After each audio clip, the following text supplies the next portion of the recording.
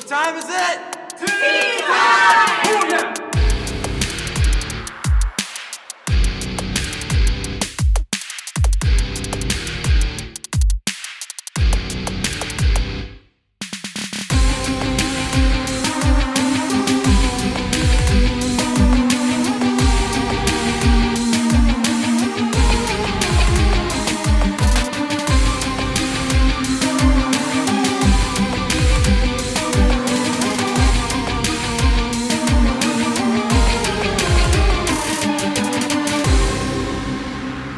Welcome back to Tea Time, episode 15. I know we took a week's hiatus last weekend, but we're back again this weekend. Except for Super Bowl, we got some college football to talk about, a little bit of NBA. So let's get to it. We're actually gonna start this one off a little bit odd. There's a lot of, steam gaining for Floyd Mayweather versus Conor McGregor, but I don't know if this should be a match that should be made for boxing.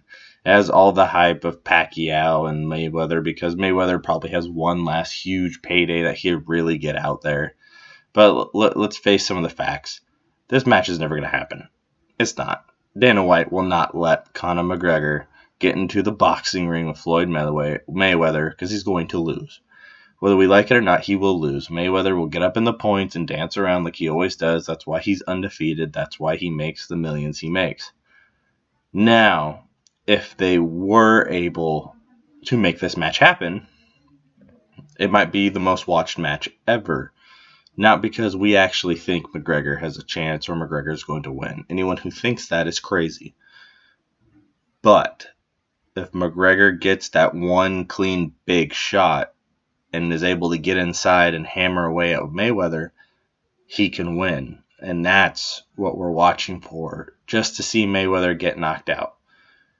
There's that chance that if McGregor can just slide in there and get that one big hit in there and just wail on him, that he can beat Mayweather. I think that chance is like 1,000,000 to 1 because Mayweather's defense is unbelievable. Like the guy or not, that dude can play some serious defense. But that's the thing. He's never going to get that shot. Mayweather's going to dance around. He's going to box him. He's going to do what he needs to do and take care of business. And the fight's never going to happen. I mean, let's be real. It's never going to happen. But if it was to happen, that's why everyone will pay. They're not paying to see a good fight. They're paying to see if McGregor, the younger guy, can just wail on him. Somehow get in there. Maybe Mayweather lost a step. And just get in there and just hammer away. But match is never going to happen, so we can just put that aside and not actually worry about that anymore. And then we had the Baseball Hall of Fame voting happen. We had 3 people get in, which was Tim Raines on his final year of the ballot, finally getting in there, second best leadoff man ever in the history of baseball. Unfortunately, he didn't have a whole lot of steam going for the last 9 years because he happened to play during the time of the greatest leadoff hitter ever in baseball, and Ricky Henderson. And then Jeff Bagwell and Ivan Pudge Rodriguez. But the kind of more topic of late has been who hasn't made the Hall of Fame and who's still on the ballot and who's gaining steam. And, of course, steroid users, those are the ones that always are a hot topic. And then the DH, Edgar Martinez, who's going to be the first DH ever to get into Hall of Fame. Yeah, he only has, I think, 3 more years left. But he's going to get in. They're not going to keep him out. DH is a position. DH is a specialty. And Edgar Martinez did it better than anybody. He really did. He was a force on the right side. His career batting average, I believe, was .321. And that's from both handed pitchers. That's not just one. It wasn't like he was a big split against lefties. He hit everybody. I mean, they named the DH award the Edgar Martinez Award.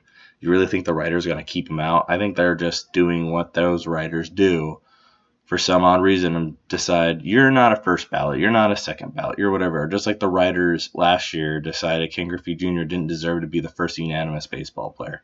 He kind of did. Despite your views on him, he kind of did. He missed it by 3 votes, which is just ridiculous. If you're going to miss it by 3 votes, then why are you 3 not voting for him? Because everybody else is going to? That's a lame reason. But poor Trevor Hoffman missed the vote by 3 total, not 3%, 3 votes. And it's not going to get much easier for him. It might, but he's arguably the second greatest closer of all time as of right now, behind Mariano Rivera. But the hot topics, steroid users, Barry Bonds and Roger Clemens are looking like they're going to make it in. And I'm going to give my opinion on all this, and some aren't going to like it. Barry Bonds should have been a first ballot Hall of Famer. Roger Clemens should have been first or second ballot Hall of Famer. The two are Hall of Famers. They really are. And arguably Mark McGwire is as well. Arguably Sammy Sosa is as well. I think A-Rod should be in when he comes up. But the fact that people don't want to put him in because they're steroid users, I'm sorry, it's gotten to the point where it's ridiculous. Who cares if they did steroids? You're hurt because they lied, whatever. Well, here's the bottom line. Steroids help you with 2 things in baseball, and 2 things only. They help you hit it farther, and they help you stay in the game longer. That is it. They don't help you hit the ball. They don't help you steal bases. They don't help you play defense. They don't help you with your hand-eye coordination. It literally helps you do one thing and hit an actual play, and that's hit the ball farther, and then it helps you stay on the field. Some older players, I prefer to actually use them just to stay on the field. Like, there should be legal steroids, because I know there's like 5 different ones. But there's ones that people use, like Andy Pettitte, just to try and stay healthy and not be hurt. And I don't care. I don't mind that. I really don't. And the bottom line is, when these steroid users were using them, there wasn't anything in place that said they couldn't or prevented them from using them. I mean, Barry Bonds never got caught on a test. Neither did Roger Clemens. Yet we, quote unquote, know they did them, so they don't deserve whatnot. Barry Bonds is arguably one of the top 5 players, period, to ever play baseball. Period. And people say the whole argument, oh, well, he was a Hall of Famer before he used steroids. Blah, blah, blah, blah, blah, blah, blah. Well, guess what? If you really believe that, then you're a moron for not putting him in. Flat out, you're a moron. Because you can't say, oh, he was a Hall of Famer until he used steroids, and now he's not. No, if he was a Hall of Famer before that, then guess what? He's still a Hall of Famer now. He was the most feared hitter in all of baseball, and it wasn't just because he could hit the long ball. The difference between him, Mark McGwire / Sammy Sosa, was it wasn't just he could hit the long ball. He could hit it everywhere. He could hurt you everywhere. They walked him with the bases loaded. Never did that for Mark McGwire. Never did that for Sammy Sosa. Never did that for anybody. And they didn't do that because he could have hit a home run in that game. They did that because he could have hit it anywhere and won that game. Did you know Barry Bonds 3 times in his career had more walks than strikeouts? And that's not just including the year he had the crazy amount of walks, which people say, oh, they only walked him because of home runs. You can make that argument, but at the same time, it's like, the dude's a career 300 hitter. He hurt righties, lefties, it didn't matter. He hurt all of you. All of you. So the fact he's not in the Hall of Fame is ridiculous. Absolutely ridiculous. And no, steroids doesn't matter to me. I think you could put in, or should put in, A-Rod. You should put in Mark. You should put in Sosa. And you can make an argument for Manny. Manny, I'd have to do a little more diving into with him. But I think in the end he might be able to. He was one of the most feared right-handed hitters to ever enter the game. David Ortiz, I think, should be a Hall of Famer. Incredible hitter, just like Edgar Martinez. And he had a technicality that kept him from testing positive. So it's going to be interesting to see how he does. But with the newer generation starting with the ballots, and oh yeah, by the way, writers, your ballots have to be public starting next year. So we're going to know who's being petty and who's who.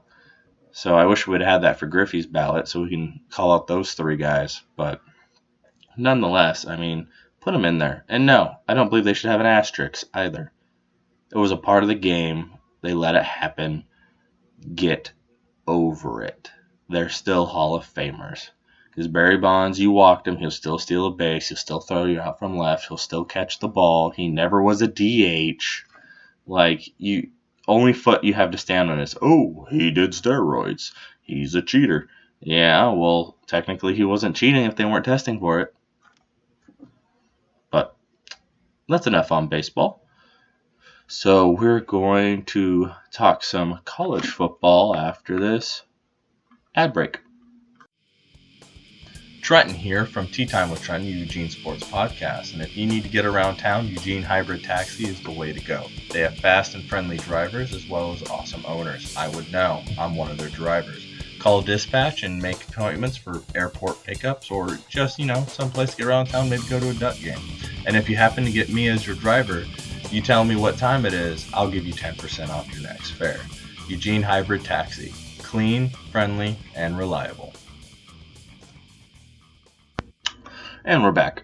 And we're going to touch base on some college football.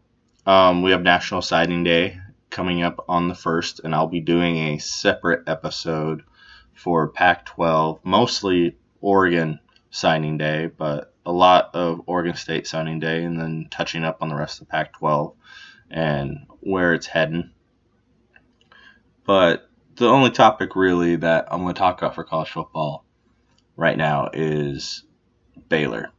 And another lawsuit's come up with 31 rape allegations, including gang rapes and whatnot. And it's downright sad. Give Baylor the death penalty. Get it over with. I mean, it just needs to happen. Like, give all those guys from Baylor football a no sit-out transfer. Let the kids who are about to sign their letters of intent obviously go sign elsewhere. Like, it's gotten to the point where it's only a matter of time. I mean, the show a good time clause that was talked about of we have white women here who love football and love football players. I mean, are you kidding me? You're just asking for it. It's downright despicable, and I wouldn't necessarily say it was worse than Penn State, but it's getting there to the point where it's worse than Penn State in a way. I mean, they're both bad.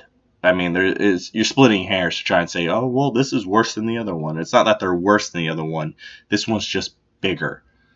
And Penn State didn't get the death penalty, and I was one of the few that thought they should have got the death penalty. But Baylor, the scale of what is going on with how many players and the coaches turning the other eye, and what sounds like they were encouraging it. I mean, that's never going to be proven, but the fact is Art Briles is never going to coach again. Kendall Briles is never going to coach again. And I feel bad for Matt LaRue and all the assistants he's been hiring me. They're going to get the death penalty, and rightfully so.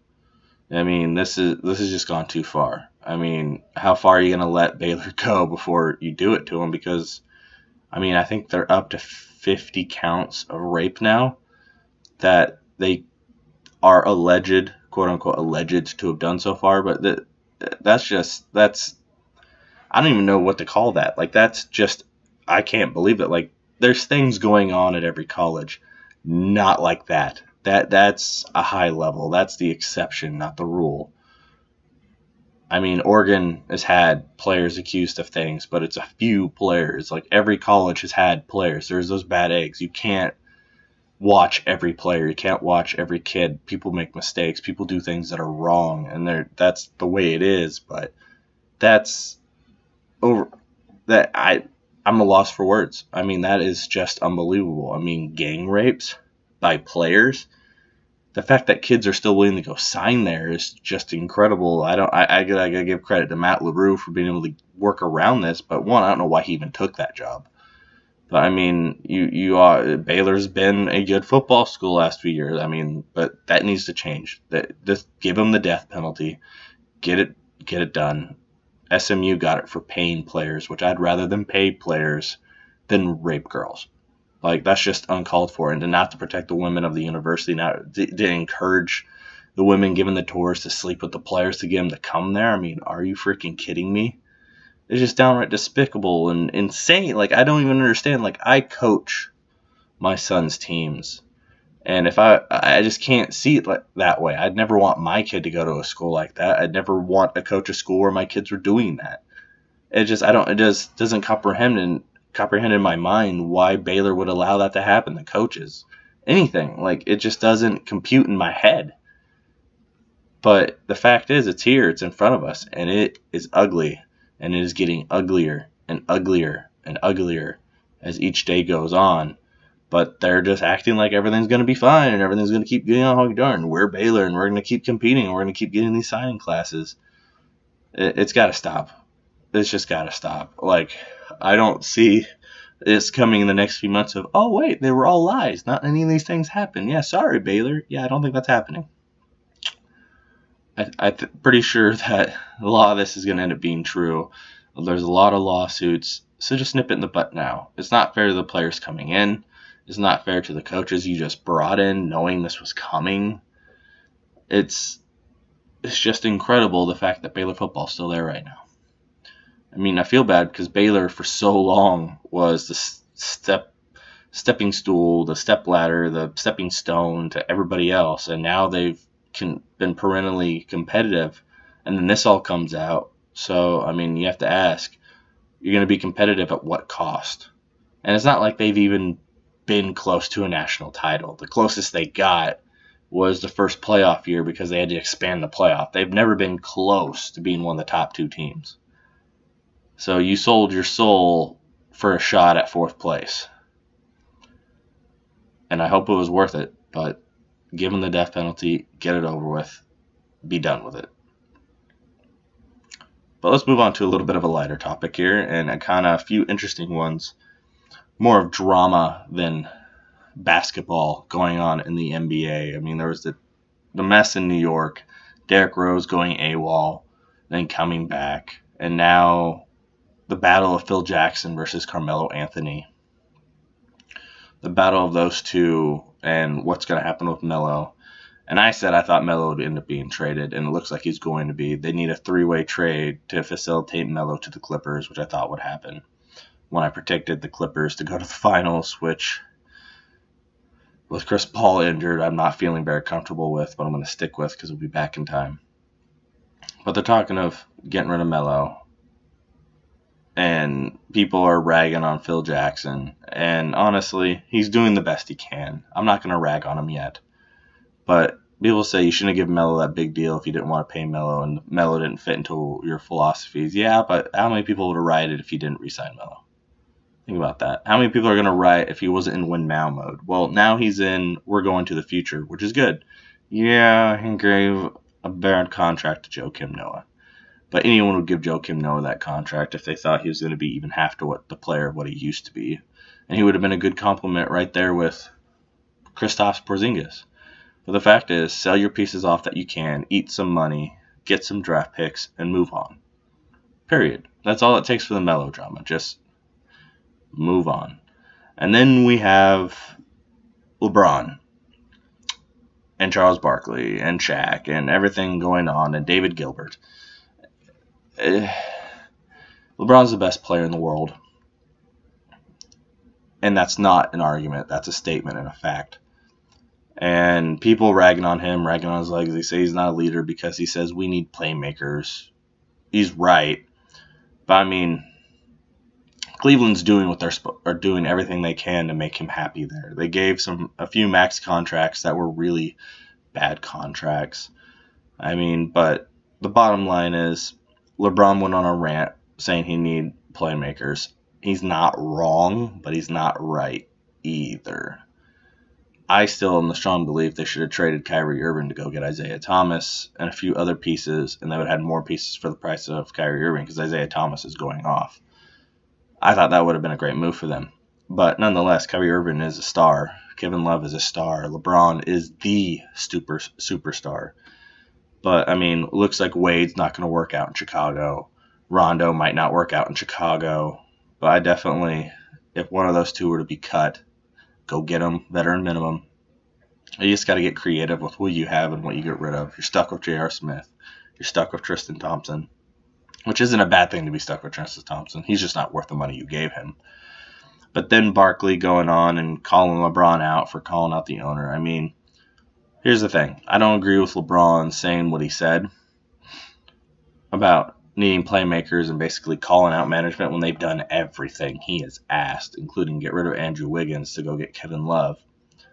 But this is today's generation. This is today's day and age. Calling people out, social media. There's no more behind curtains. That's an old school thing that's never going to happen. So you got to take it with a grain of salt, and you have to understand that it's going to happen. It just is. You can't stop it. It's the way this generation is, and I'm a part of this generation, but you're going to say what you're going to say. But Charles, to call him out, with some points he made, but LeBron's not in your top 5. I'm sorry. I'm not a LeBron apologist. I'm not a LeBron fan. I root against him, not as vividly as I used to. But LeBron, to be called a punk and not a role model and all these things, LeBron is the epitome of a role model. He was on ESPN magazine at 16. He's still with his wife. He has his kids. He's never gotten in trouble. Even you don't hear about his off-the-court issues because he doesn't have any. The only off-the-court issue was ever talked about was him moving from Miami back to Cleveland. The moving bans and all that stuff. Like, that's it. Or him taking visits about when he was possibly leaving Cleveland. He had 1 hour of a mistake on live television. And then actually, no, he had another mistake. But the fact is, the decision will haunt him forever. But that has nothing to do with his play and how good of a player he is. He was wrong. He was young. He was dumb. Period. That's not how you leave Cleveland, especially when you claim it's my hometown, it's where my heart is, blah, blah, blah.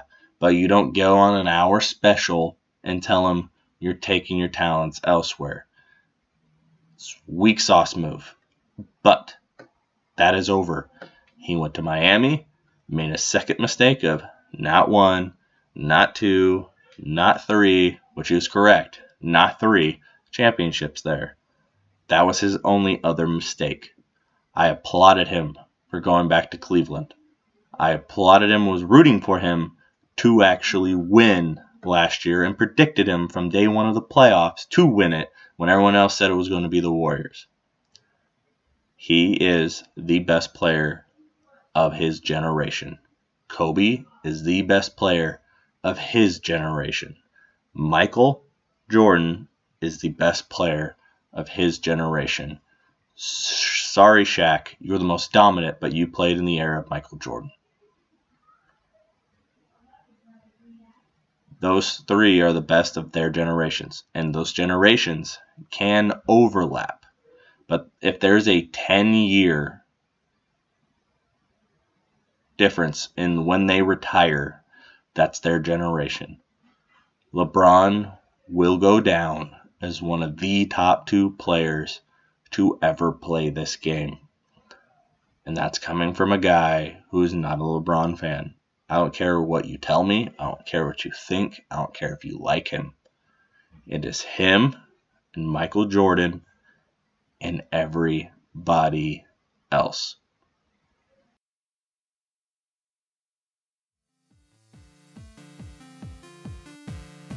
Trenton here from Tea Time with Trenton, your Eugene Sports Podcast, and I want to talk to you about a nice little store called Got Socks. They can fill all your sock needs. They have everything from sport socks, cool designs, as well as catchphrases and words like bacon.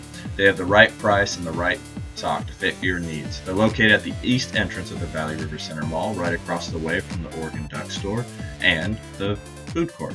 So if you got needs, they got socks. All right, to finish up this show, we're going to talk NFL.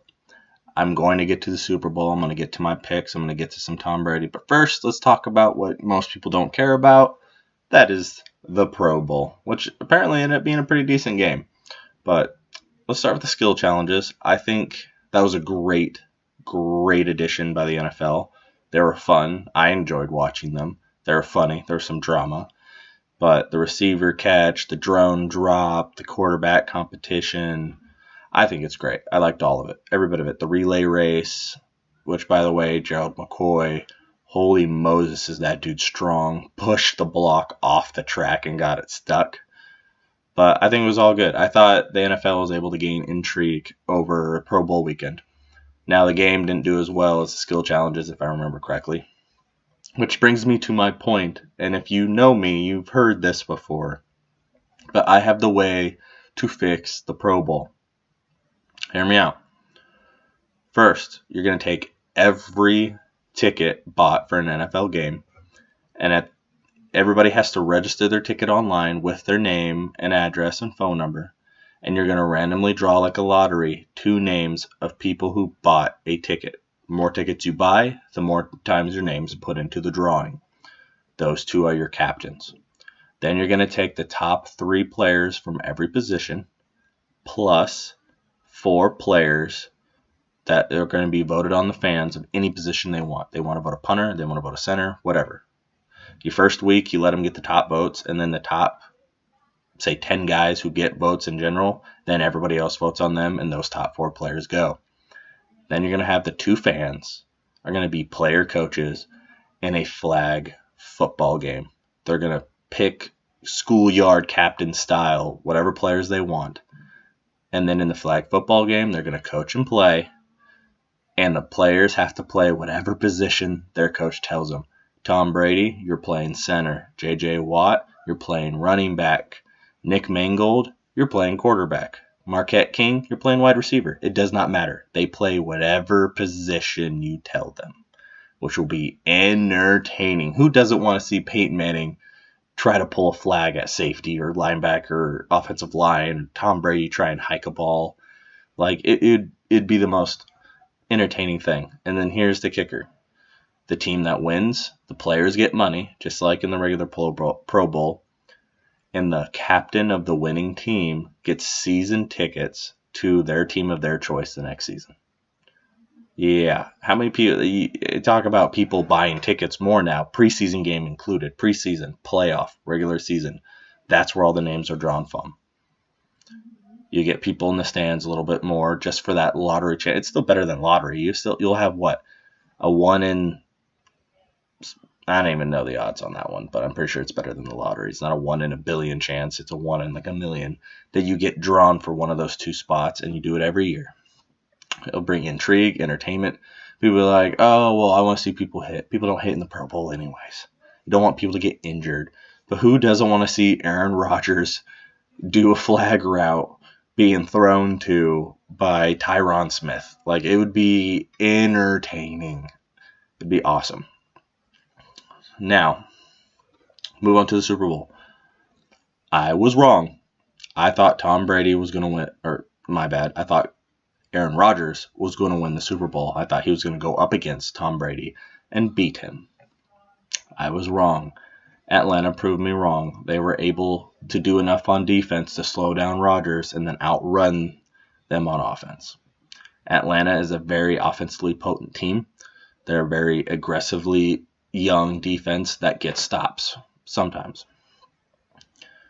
So we have Patriots versus Falcons. And after long thought, hard consideration, a lot of analysis, I believe the Patriots are going to win. That has nothing to do with Aaron Rodgers losing. And yes, I've doubted the Falcons twice now. But now it comes down to a different level. Best offense versus best defense. Defense is won almost every time. The best offense in NFL history was held to under 20 points by the Seahawks 3 years ago. And this Atlanta Falcons offense is not that offense. Now, this New England defense is not that defense either. But Bill Belichick has 2 weeks to prepare for Matt Ryan and that offense. And he finds a way to stop you. And he's proven he can do it. I mean, it's genius what he did with Darrelle Revis 2 years ago. Revis didn't cover the top guy. He had Revis shut down the number 2 guy. And then by committee, they took out the number 1. And it worked. It didn't really work against the Seahawks because they don't have a number 1 guy. When you don't have a number 1 guy, you don't know who to shut down. If you have to shut down 6 guys, you have to shut down 6 guys. But Atlanta has a number 1 guy. It is Julio Jones. And you can let Julio Jones go off and them not win. Got to keep him out of the end zone, which is what the Patriots do. Now, Atlanta's defense is young and has shown a lot of promise. But here's the thing. I've gone over it or pretty much the whole playoffs. How do you beat Tom Brady? You hit him. You move him off the pace. Get him uncomfortable. Well, guess what? You can't blitz when you do it. You have to get to him with your front four. Maybe you bring a linebacker every now and then. But you can't blitz him. You can't go man-to-man on him. He will kill you every time. Houston played him the best. Why? Because they could get to him with their first four, sometimes their front three. Like, that's how you get to him. You cannot give him man-to-man. He will find a way to beat you. He has all those wide receivers who all their job is to get into man-to-man and just get open and make a pass. Check down. LeGarrette Blount, Lego Boo-Boo, run him over. Deion Lewis, come out of the backfield. They nickel you, they dime you, they hit you. They'll go vertical on you. They'll do whatever they want because Tom Brady is that good. Vic Beasley has to have the game of his life if they want to win, and he has to do it with only 3 other guys. If you're sending Keanu O'Neal, if you're sending corners, if you're getting aggressive on your blitzes, he will pick you apart. The only 2 defenses I've ever seen that's been able to get to Tom Brady with blitzing is the New York Jets with Rex Ryan and the Baltimore Ravens with Ray Lewis. They're the only, actually they even did it without Ray Lewis last year. They just didn't win the game. They're the only 2 teams that have found a way to blitz and still get Brady. But those have always been known as top defensive teams. Well, Jets haven't done it without Rex Ryan, and the Ravens just can't put everything together at once lately. But you can't blitz them. You have to get him with your front 7, your front 4. That Beasley has to get to him. Otherwise, Brady will find a way to beat you. And you can get to him for a quarter, but then he's going to figure you out, and then he's just going to kill you. So you got to get creative sometimes, but you can't send more than 5 guys. If you do, he will find your weakness. He will pick you apart. He has Bennett. He has Edelman. He has Amendola. He has Hogan. He has Lewis. He has White. He will pick whoever the heck he wants and beat you with them. So I'm picking the Patriots. And then I'm going to go as far as I'm picking the Patriots by 10. Wouldn't be surprised if it's less. I don't think it's going to be more. He will win by 10 or less. I think he's going to go into the 4th quarter somewhat tied, and that's when they're going to pull away. And I think Brady and Belichick get the 5th ring, which brings me to my next point. Those of you who know me, I'm not a Patriots fan. There is no love lost for them. I'm not a Tom Brady fan. I have no love lost for him either. I would love to see the Falcons win this. I don't think they're going to. And now begs the question, this is the 7th Super Bowl Belichick and Brady have been to. Belichick is arguably the best coach of all time. Definitely this generation, with no question about it. He's right there with Vince Lombardi. But 7 Super Bowls is an incredible feat. If they win a 5th one, that's an incredible feat. First quarterback to 5. Full hand of rings. But here's the thing about Tom Brady. Win or lose, he is the greatest quarterback to ever play this game. There is no one better. There's better quarterbacks, as in playing the position, like a Dan Marino. But the greatest quarterback in NFL history is Tom Brady. Jim Kelly gets credit in Hall of Fame for going to 4 Super Bowls and losing all 4. Yes, Joe Montana went 4 for 4 in his Super Bowls. But Brady is now gone to 7. He has almost doubled how many Joe Montana has gone to. And he could go to another one.